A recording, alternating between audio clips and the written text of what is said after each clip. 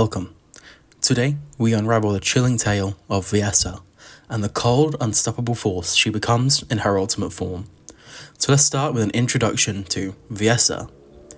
Viessa Morpheal, known as the Frost Queen, is a cold and calculating descendant in the First Descendant. Wielding powerful Ice Blast abilities, once a smuggler, she awakened her latent arcane powers during a near-death encounter with a buried Colossus. Now serving in the elite Descendant Corps to earn her freedom, Viessa excels at battlefield control, slowing, freezing and debuffing enemies with precision. Though emotionally reserved, she shows unexpected warmth toward teammates who earn her respect. Viessa is a character you can choose very early in the game, so she makes the perfect starting point for episode 1. Firstly, we're going to be covering her normal lore, then we'll move on to her RK refrigerant release drone, and once we're done with that, we'll cover her ultimate form and her ultimate battlesuit, starting with her background story. Hailing from Albion's underbelly, Viessa was a runner for a smuggling gang that brought in banned goods from the old abandoned lands. During those years, Viessa was known for her ability to bring in items that were more luxurious and expensive than what other gang members brought in. Viessa's sphere of activity was a city that was frozen a century ago by a colossus called the Dead Bride. The place was eerie, filled with frozen corpses and the fallen colossus. But items deemed expensive have been preserved, remaining intact moreover, because of the cold. Other gang members couldn't even get near it, but for her, it was her own paradise. She couldn't understand why everyone would shiver so much in the cold. My shield is down. But this paradise turned into a cold hell overnight.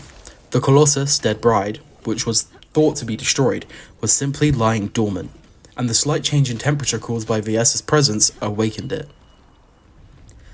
In the end, Viessa was forced to fight the Colossus. She was barely able to defeat it thanks to part of the Descendant Corps, who joined her and were deployed after an anomalous energy spike had been detected. Of course, their encounter was awkward to say at the least.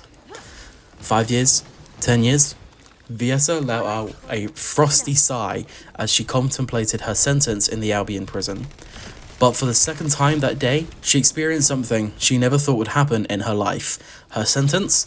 To join the Descendant Corps. Viessa's peculiarities piqued the interest of the Magisters, who conducted an RK factor test on her and discovered that she was indeed a Descendant. For the first time in her life, Viessa broke out in a cold sweat, but quickly regained her composure. Become a Descendant? Beats being in prison. No biggie, let's give it a shot. So, as we learned there, a lot about Viessa's backstory, shocker. I really like it. I think it's cool, and I think a lot of Descendants in this game have really, really cool backstories. This was the one that actually interested me enough to start talking about these backstories. Yeah, not really else much to say there.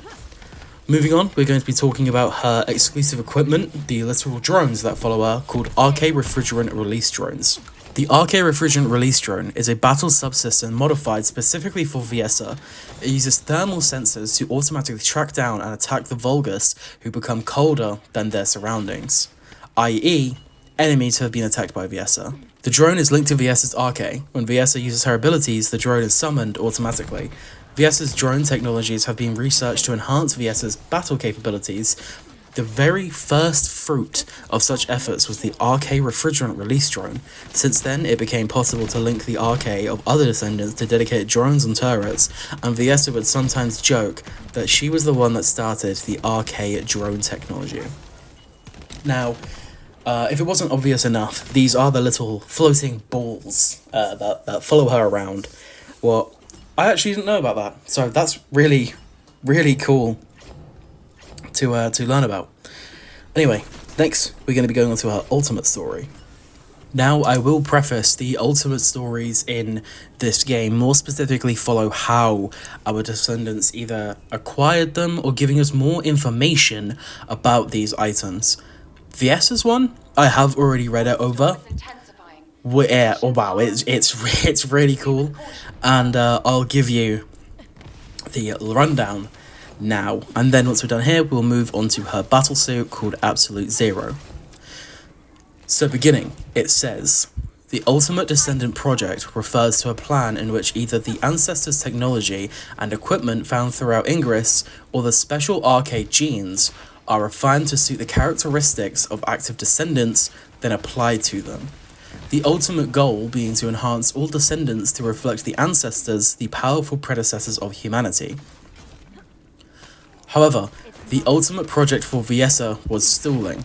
Viessa's RK was neither an enhancement type nor an application type, but rather an emission type that directly used elementalized RK, and there was no information on any ultimate equipment that could be adapted to this type of RK. Of course, if Absolute Zero, the RK emission battlesuit that caused the death of a descendant who was testing it, could be counted officially, some information might be available.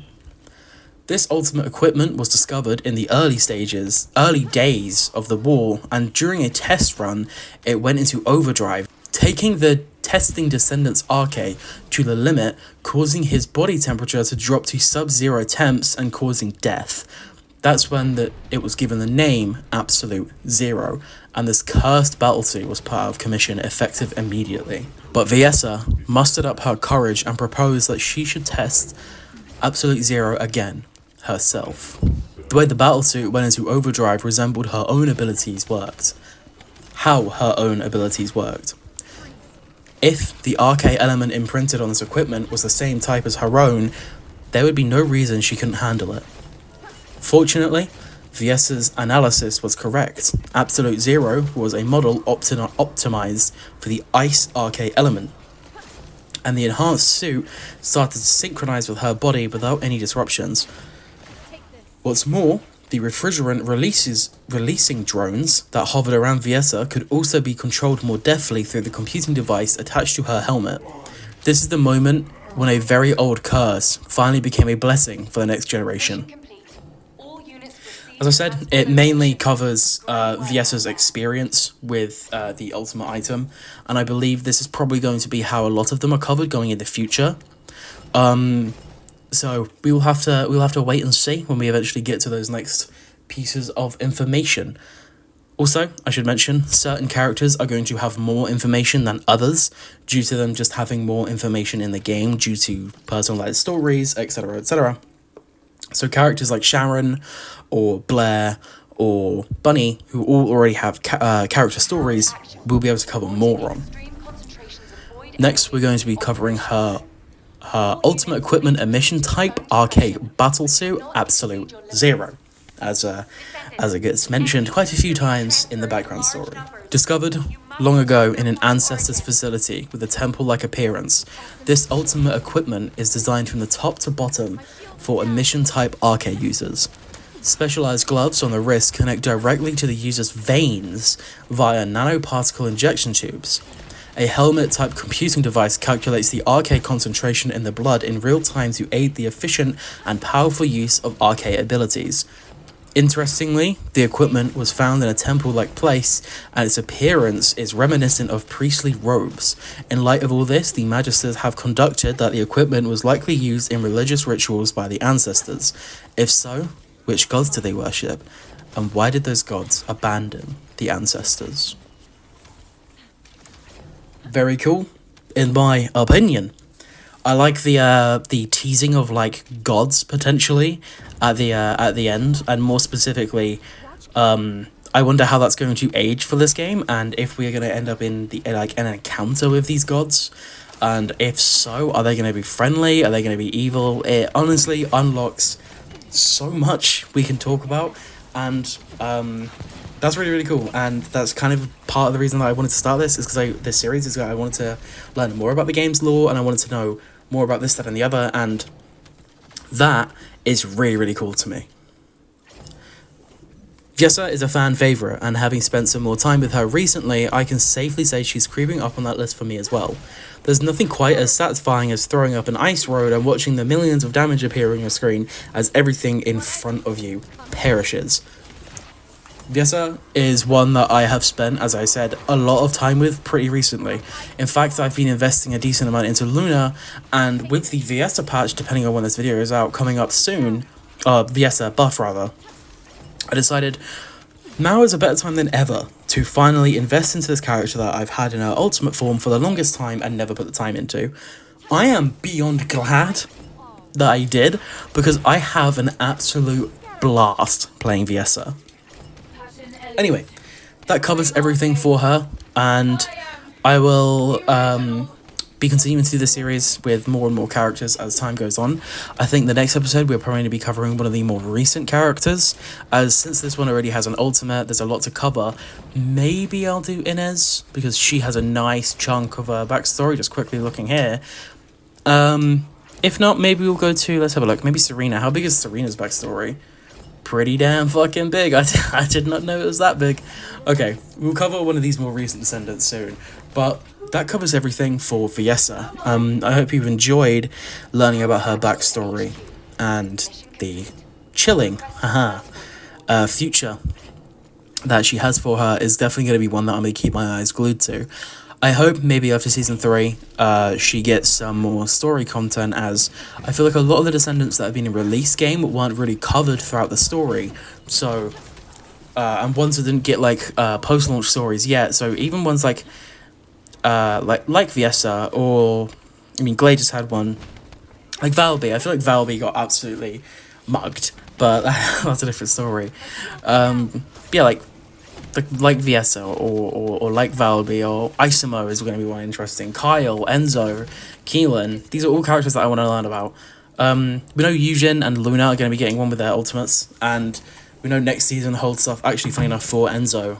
But until then, that covers everything I wanted to talk about with Viessa. So thank you for watching. If you've made it this far, comment goobly. Yeah, goobly. Anyway, please like and subscribe if you haven't already. You clearly like the content, so why not, hey? Why not? Anyway, as I've said 3 times now, thank you for watching, and I will see you potentially in the next one. My shield is down.